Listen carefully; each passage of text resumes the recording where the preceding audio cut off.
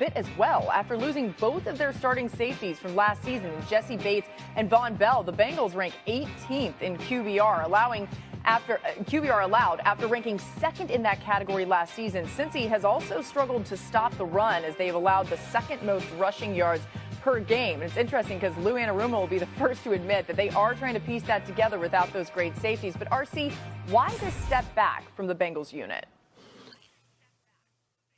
I think that's huge, what you mentioned, Laura, not having a Jesse Bates and a Von Bell. You mentioned the QBR. Look what Jesse Bates is doing in Atlanta. And then Von Bell, someone that's added to the Carolina roster who can be that leader, who can set things up. The communication that Dan mentioned earlier that's missing from the Denver Broncos. This is a team that would attack you up front with different blitzes, A-gap shows, and then drop out and be able to play coverage behind them. When you lose some of that communication, some of that veteran leadership, you have some holes on the back end that are honestly hard to fill. Yeah. And Dax Hill is a player that will come around, that will be extremely good because he's so talented and physically gifted. But it takes time to work your way into that position, both from a physical standpoint and a verbal standpoint that allows everyone else to do their jobs at a high level.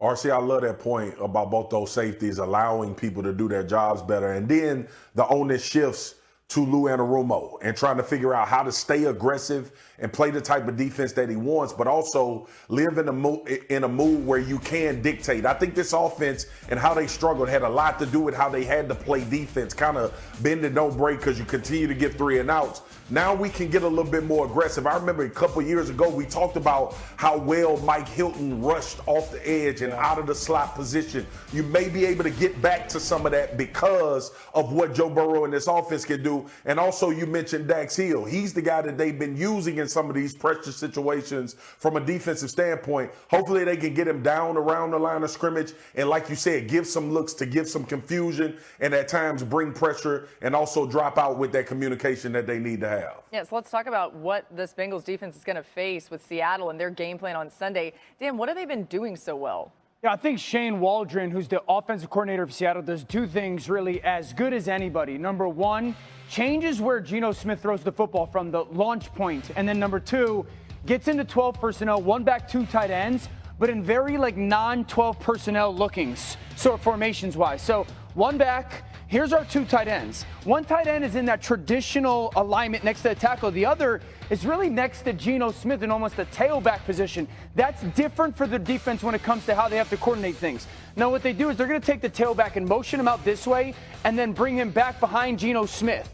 Now, the ball's in the middle of the field. Now, Geno Smith gets that back behind him, and what you're going to see is action for the defense. Geno Smith has his back turned to the defense. We have tight end flow this way, and then this tight end is going to leak this way, and here comes this wide receiver. This is that keeper concept. Now, if you're the defense and you have vision on this, all you see is Geno Smith's back turned with the football, and you have no idea what's happening. Geno Smith then has this bootleg, so you start with where he is in the middle of the field, then he has that bootleg. Look how easy that is for Geno Smith. That's a dump off out in the flat, 13 yards out of that very easy 12 personnel. So the changing of the launch point and then that unique 12 personnel formation.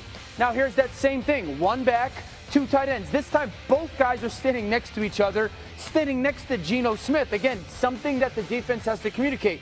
You'll see that very similar action. The back is going to go out and then wrap around behind Geno Smith. Now, all this space is created to the field. Why?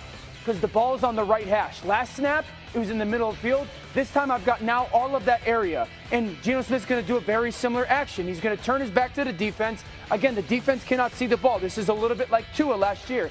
Very same action after the snap. That tight end's going to go that way. This time, one of the tight ends crosses across the formation.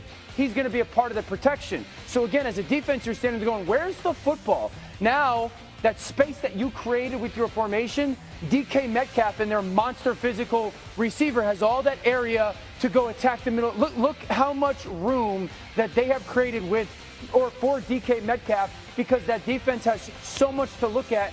Geno Smith, again, is throwing now from behind the tackle instead of from where he actually caught that snap.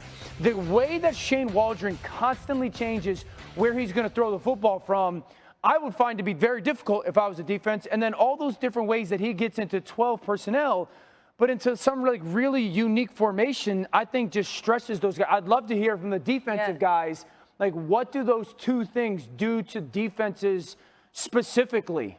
Marcus, really fast, I just want to jump in and ask you something specific. As we saw Geno Smith, he's got his back turned for a good second, maybe even a little bit longer. How hard from a defensive perspective is it to try to figure out? You're like, what's going on? I can't even see him.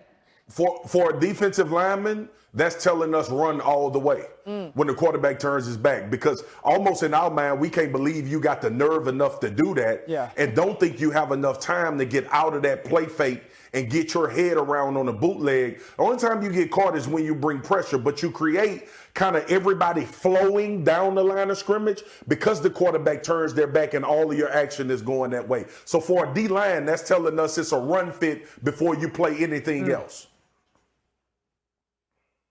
And the other thing, talk about him moving the pocket, right? Throwing from behind the tackle. When you're in a middle field safety and you're trying to read Geno Smith, you're not paying as much attention to his eyes because you sort of mirror his body accidentally. When the pocket begins to move, somehow you just flow that way. It's like when the pretty girl walks in the room, if she's stepping to the left, I'm going to step to my right because I want to make sure we line up. And it's the same thing if I'm the quarterback and I'm watching him move the pocket this way, you're expecting it to flow. And then when he goes back across the field to DK, that's why you see all of that space.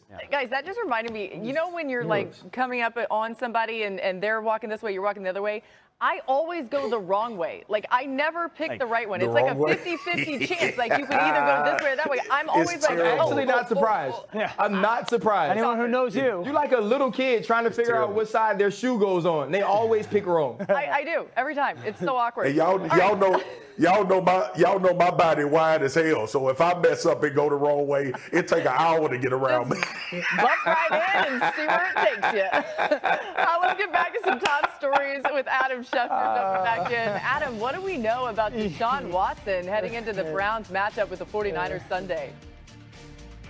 Laura, it's one of the great quarterback mysteries going into the weekend. Deshaun Watson did not practice today for a second straight day after coming off a game in which he did not play against the Baltimore Ravens, and then Cleveland had a bye week, and he's still not back at practice. And if he can't start on Sunday against the San Francisco 49ers, then the Browns would turn to P.J. Walker, and right now it certainly seems to be trending in that direction. Meanwhile, the Buccaneers wide receiver Mike Evans was limited at practice today due to a hamstring injury. Didn't practice on Wednesday, and I think the key test will come on Friday. They'll see if he can run out there that day, and if he can, then he would be tracking to play Sunday against the Detroit Lions, but he still remains a question mark for Sunday's big game against Detroit. Travis Kelce, the Chiefs tight end listed as questionable for tonight, will play against the Broncos. His ankle will be heavily taped, but he is expected to be out there, no less, playing against Denver. The Chiefs have had great success against Denver. Kelce doesn't want to miss tonight's game, and after tonight, he'll get 10 days to rest up the ankle that he hurt on Sunday against the Minnesota Vikings, Laura. Thanks, Adam. More from you coming a little bit later. In time now, guys, for a DraftKings Sportsbook same game parlay. For that, we go to Ryan Clark. Ryan, let's start with Russell Wilson. Over under 227.5 pass yards tonight.